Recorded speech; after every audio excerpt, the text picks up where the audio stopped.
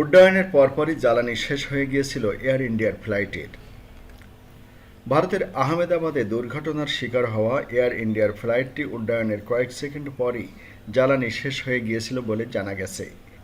ভারতের aircraft accident investigation ব্যুরোর প্রাথমিক তদন্তে উঠে এসেছে এমন চাঞ্চল্যকর তথ্য। গত 12 জুন লন্ডনগামী এয়ার ইন্ডিয়ার AI-171 ফ্লাইটটি আকাশে ওড়ার অল্প সময়ের মধ্যেই একটি আবাসিক এলাকায় বিধ্বস্ত হয়। এতে বিমানে থাকা 242 জনের মধ্যে 241 জনই নিহত হন। তাছাড়া যে এলাকায় বিমানটি বিধ্বস্ত হয় সেখানকারও 19 জন নিহত হন। এটি ছিল গত এক দশকের সবচেয়ে ভয়াবহ বিমান দুর্ঘটনা।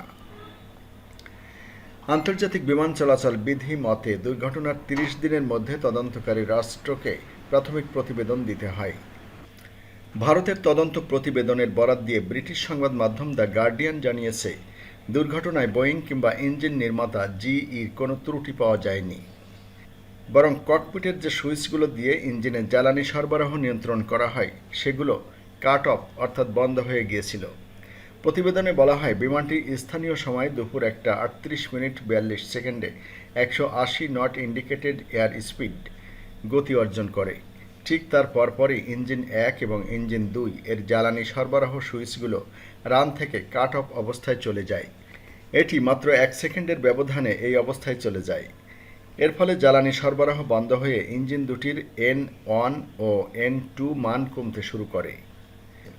প্রতিবেদনে আরও জানানো হয়েছে, রানওয়ের সীমানা প্রাচীর অতিক্রম করার আগেই বিমানটির উচ্চতা কমতে শুরু করে।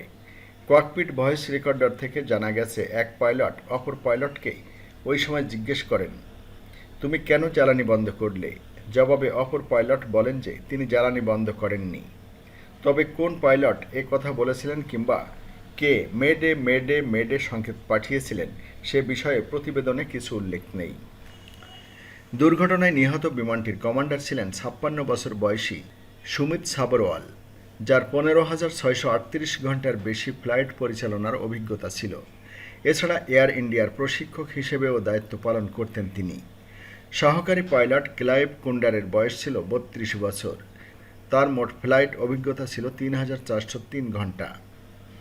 তবে সুইচগুলো কিভাবে কাট অফ অবস্থায় গেল প্রতিবেদনে সে বিষয়ে স্পষ্ট করে কিছু উল্লেখ করা হয়নি। যুক্তরাষ্ট্রের বিমান নিরাপত্তা বিশেষজ্ঞ জন ক্লার্কস বলেন, পাইলটের পক্ষে ভুল করে এই সুইচ টেনে ফেলা সম্ভব নয়। তিনি বলেন, এই সুইচগুলো এমন নয় যে হঠাৎ ধাক্কা লাগলে নিজেরা সরবে। সুইচগুলোর কাট অফ মোডে যাওয়ার সঙ্গে সঙ্গে ইঞ্জিন বন্ধ হয়ে যায় বলে জানান এই বিশেষজ্ঞ। সাধারণত রানওয়েতে পৌঁছানোর পর ফ্লাইটের ইঞ্জিন বন্ধ করতে কিংবা বিশেষ জরুরি পরিস্থিতিতে, যেমন ইঞ্জিনে আগুন লাগলে এই সুইচ ব্যবহার করা হয়। কিন্তু ওই ফ্লাইটে এমন কোনো জরুরি পরিস্থিতির কথা প্রতিবেদনে বলা হয়নি। যুক্তরাষ্ট্রের আরেক বিমান নিরাপত্তা বিশেষজ্ঞ অ্যান্থনি ব্রিকহাউস বলেন, যদি পাইলট সুইচ ঘুরিয়ে থাকেন তাহলে তিনি তা কেন করলেন? প্রতিবেদন অনুযায়ী দুটি সুইচ 1 সেকেন্ডের ব্যবধানে কাট অফ অবস্থায় চলে যায়। বিশেষজ্ঞ জন ন্যান্সের মতে, সময়ের এই ব্যবধান দেখেই বোঝা যায় একজন ব্যক্তি প্রথমে একটি এবং পরে আরেকটি সুইচ ঘোরালে এমনটিই হতে পারে।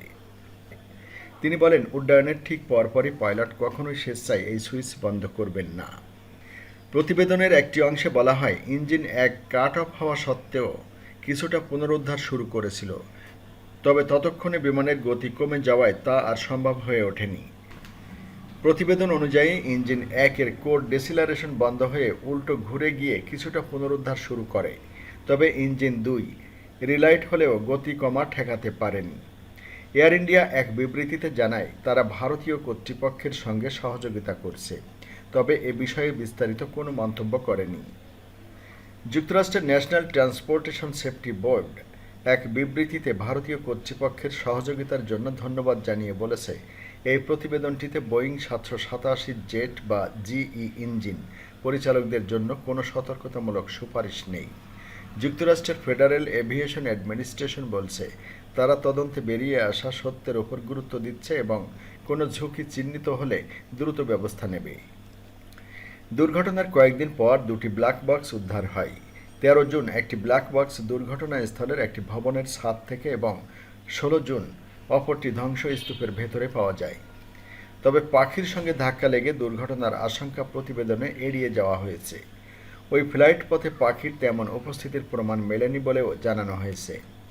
বিমানটিতে ১৬৯ জন ভারতীয় নাগরিক, ৫৩ জন ব্রিটিশ, ৭ জন পর্তুগিজ, ১ জন কানাডীয় এবং ১২ জন ক্রু সদস্য ছিলেন। এই ভয়াবহ দুর্ঘটনায় একমাত্র যাত্রী হিসেবে বেঁচে যান ব্রিটিশ নাগরিক বিশ্বাস কুমার রমেশ। তিনি বিমানের ধ্বংসস্তূপের একটি ফাঁকা জায়গা দিয়ে বেরিয়ে আসতে সক্ষম হন। বিমান বিধ্বস্ত হওয়ার ফলে অন্তত ৫টি ভবন ধ্বংস হয়েছে এবং নিচে থাকা ১৯ জন মারা গেছেন। বিধ্বস্ত হওয়া ভবনগুলোর মধ্যে একটি ছিল বাইরামজি জিজিময় মেডিকেল কলেজ ও সিভিল হাসপাতালের ছাত্রাবাস। হাসপাতালের শয্যা থেকে গত মাসে রমেশ বলেছিলেন, উড্ডয়নের ঠিক পরপরই মনে হয়েছিল বিমানটি যেন আকাশে আটকে গেছে। এরপর বিমানের লাইটগুলো জ্বলা নেভা শুরু করে। তিনি বলেন, হঠাৎ করেই বিমানটি একটা ভবনে ধাক্কা মেরে বিস্ফোরিত হয়। আমি ভাবতেই পারিনি বেঁচে যাব। এক মুহূর্তের জন্য মনে হয়েছিল আমিও মারা যাব।